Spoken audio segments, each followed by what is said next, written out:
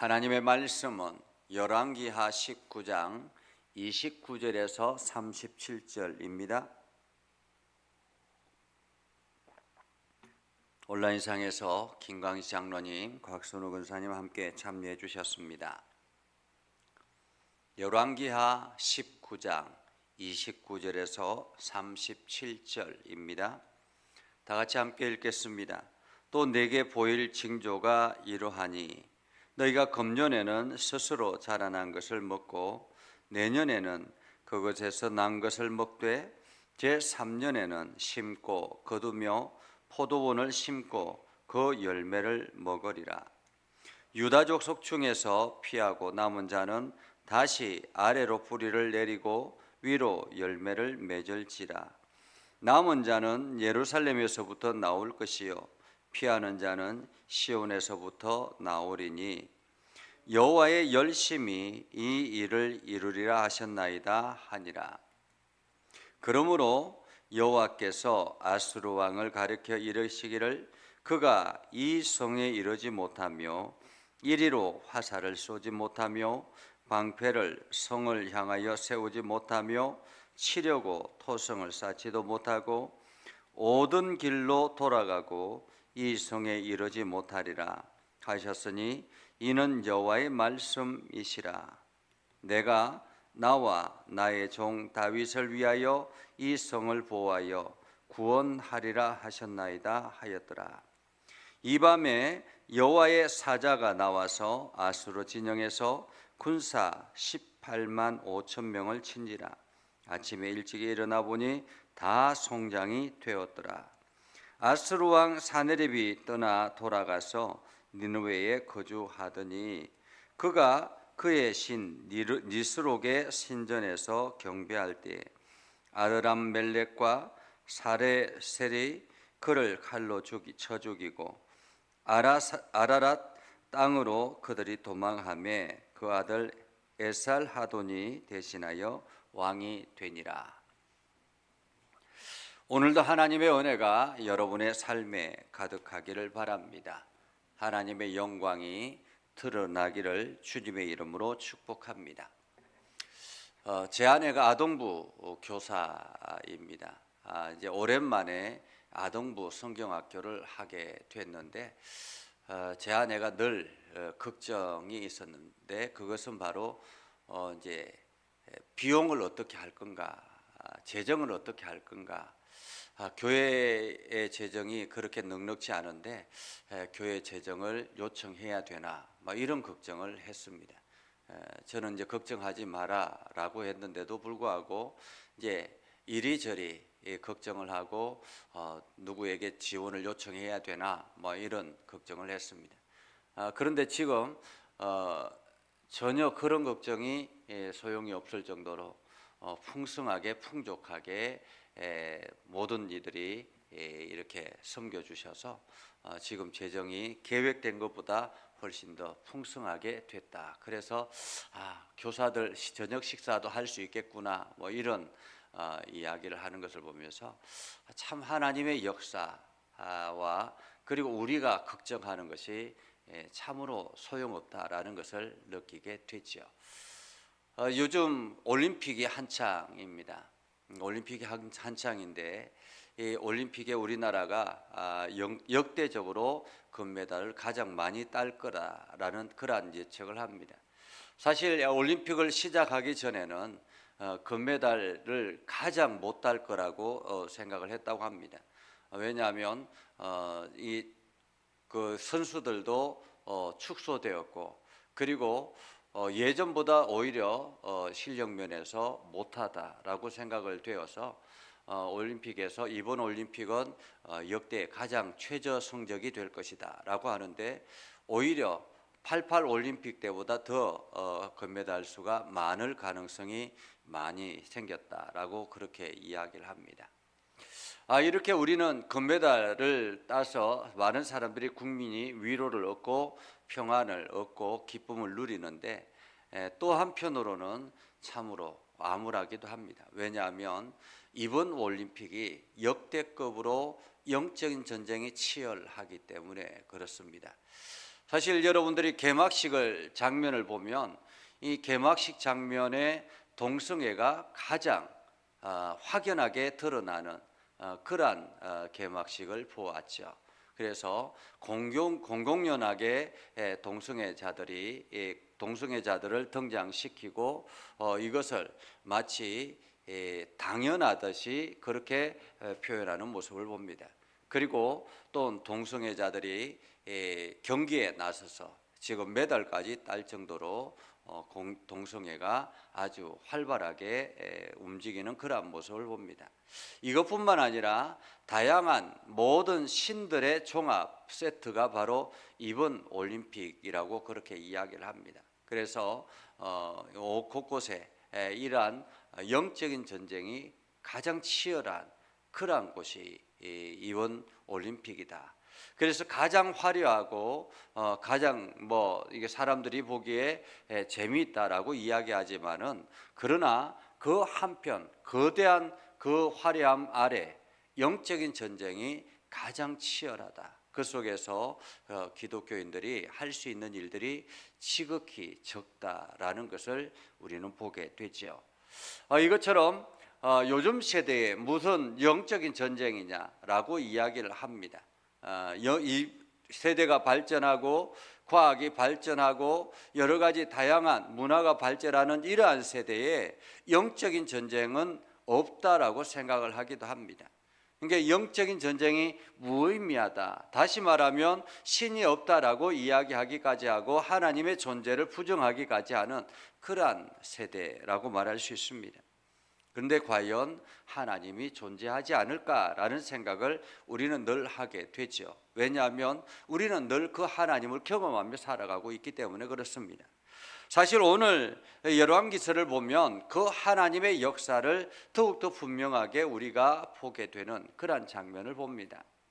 사실 북왕국이 멸망을 하고 남유다도 이제 풍전등화와 같은 위기 속에 있습니다. 아수르 왕이 엄청난 군대를 파송해서 지금 예루살렘을 포기하고 있습니다. 이제 시간이 조금 더 지나면 이 예루살렘은 초토화될 위기입니다. 이미 다른 땅들은 다 이 짓밟혀서 황폐해져 있는 그런 때였습니다. 그리고 아수르 왕의 서신을 왕이 서신을 보내서 히스기야 왕에게 빨리 항복하라고 조롱을 합니다. 내가 믿는 신 아무것도 할 수 없다라고 그렇게 이야기를 합니다. 무능력한 신이라고 이야기를 합니다. 그러면서 하나님을 부정하고 그리고 자기의 힘을 과시하는 아수르 왕의 모습을 보죠. 그러한 모습을 보면서 히스기야 왕은 어떻게 했습니까? 그 편지를 하나님의 성전에 가서 펼쳐놓고 하나님 보십시오. 이렇게 저들이 조롱합니다라고 이야기를 합니다. 그때 하나님께서 말씀하시는 것이 이사야 선지자를 통해서 하나님께서 말씀하시죠. 가장 먼저는 아수르 왕에게 대해서 말씀하시는 것을 어제 우리가 말씀을 통해서 묵상하였습니다. 그리고 오늘 이 말씀은 히스기야 왕에게 주시는 말씀입니다. 다시 말하면 믿음의 성도들에게 주는 말씀이다 라고 말합니다. 자, 오늘 하나님께서 뭐라고 말씀하시느냐 하면 29절에서 33절에 보면 또 내게 보일 징조가 이러하니 라고 말합니다. 또 내게 보일 징조가 이러하니, 내가 보게 될 앞으로의 일어날 일들에 대해서 이야기합니다. 그 징조는 무엇이냐? 다시 말해 여기서 내게 보일 징조라는 말은 내가 너희와 함께하고 있다라는 그 표시를 보게 될 것이다 라는 말입니다. 내가 너희와 함께 살고 있다라는 그 표시를 보게 될 것인데 그것이 뭐냐? 첫 번째는 너희가 금년에는 스스로 자라난 것을 먹고 내년에는 그것에서 난 것을 먹되 제3년에는 심고 거두며 포도원을 심고 그 열매를 먹으리라 라고 말합니다.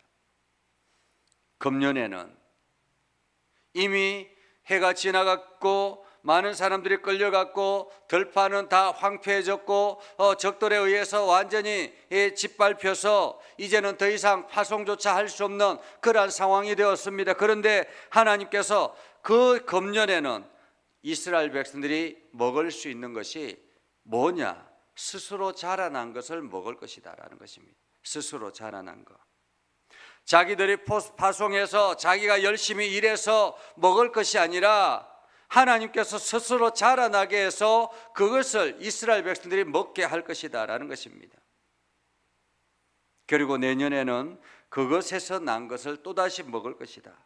한마디로 너희가 열심히 파송하고 그것을 그 곡식을 추수한 것들을 먹을 수 있는 것은 3년째가 될 것이다라는 거죠.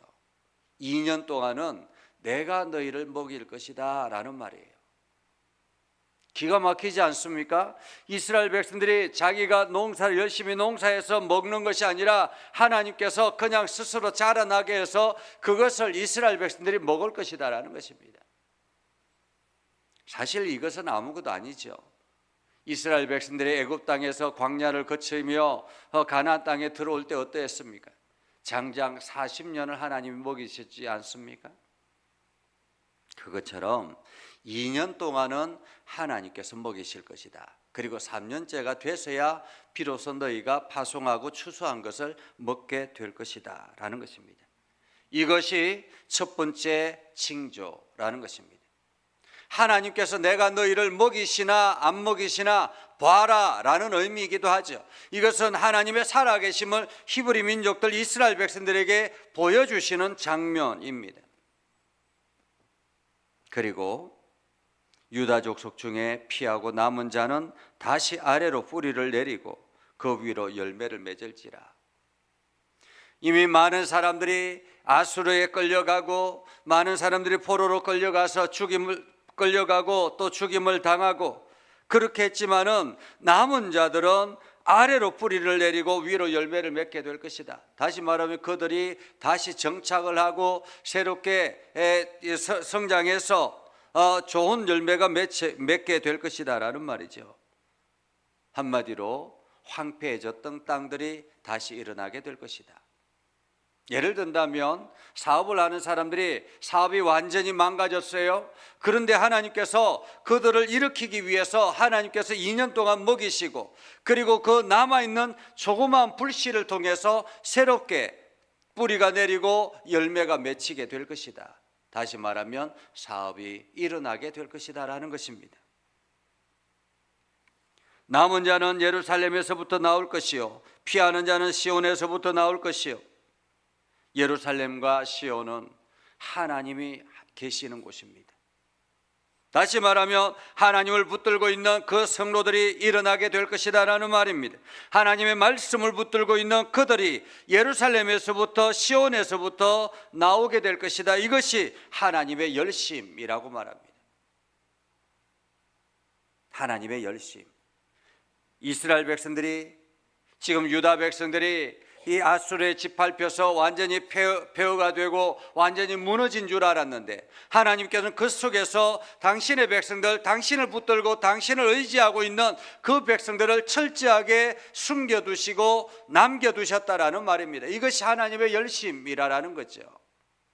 우리가 보기에는 다 무너진 것 같이 보였지만 하나님은 그 속에서 하나님 열심으로 우리를 다시 일으킬 수 있도록 뿌리를 남겨두었다라는 말입니다. 그리고 여호와께서 아수르 왕을 가리켜 이르시기를 그가 이 성에 이르지 못하며 이리로 화살도 쏘지도 못하고 방패를 성을 향하여 세우지도 못하고 토성을 쌓지도 못하고 오던 길로 돌아가 이 성에 이르지 못하리라.